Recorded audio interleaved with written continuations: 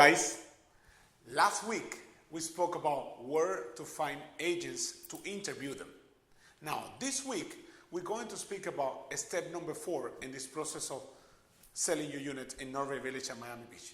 And this process is called, how do you know you are hiring the right agent? How do you know what question to ask in that interview? You don't want to make a mistake. Remember that. So we must have something clear. It is not about the agent, of how good he is, or what company does he work in, or what is such a good, nice listing presentation he made for you. It is not about that. It is about his sales strategy and knowledge of your building.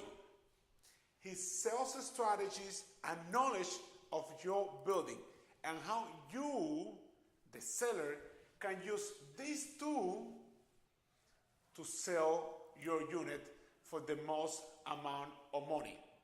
Remember, the agent you hire is going to be a determining factor on how much is your unit going to sell for and how long it's going to stay on the market.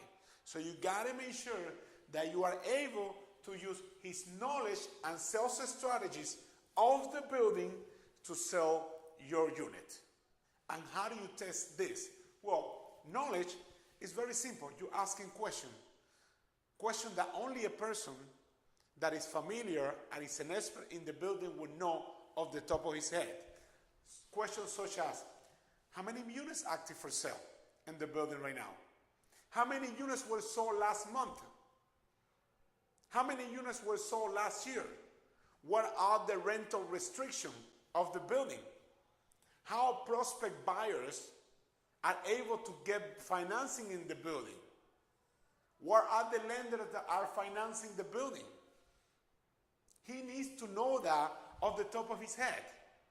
Imagine, I'm going to give you an example. Imagine if you hire an attorney to represent you in a federal case, and you get to court and you find out that you know more than that attorney about the trial process.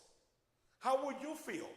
You hired an attorney and you are paying top dollar. And in court, you notice that you know more about the trial process than that attorney. How would you feel?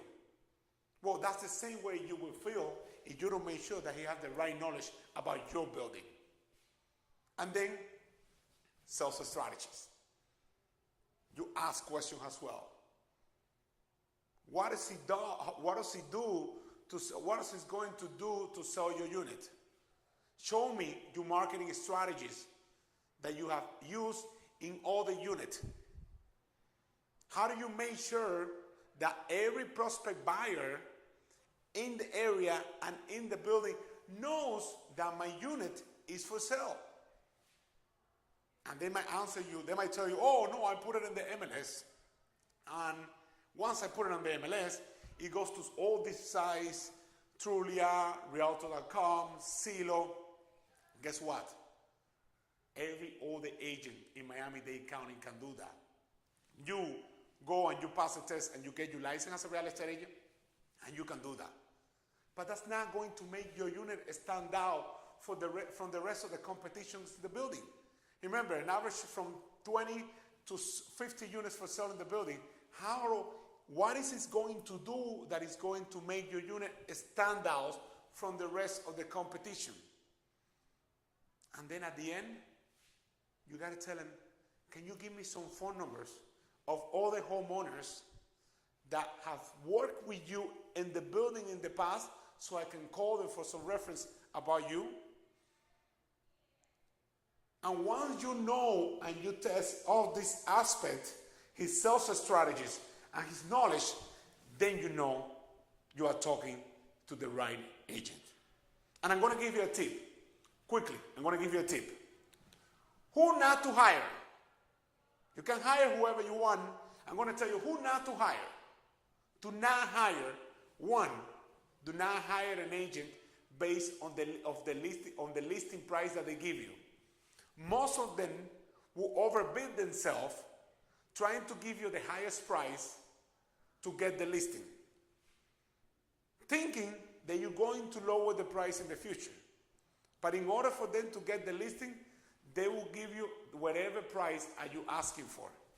And one more tip, do not hire an agent based on the commission that he's charging.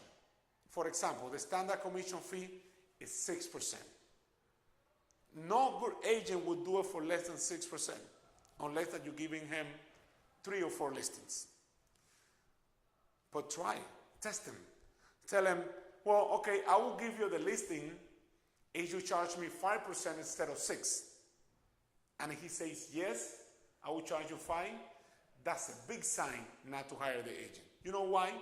Because how would you feel if someone that you are hiring to negotiate the price of one of your biggest investments, you're able to talk them down in the first interview with him?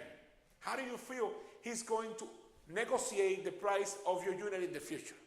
Do you think he's going to be able to do a good job if he wasn't able to negotiate his own price? Think about that, guys. And remember, if you have any question, give us a call. 305-219-8343. We will be more than happy to answer your question. Thank you for watching, and I see you guys next week.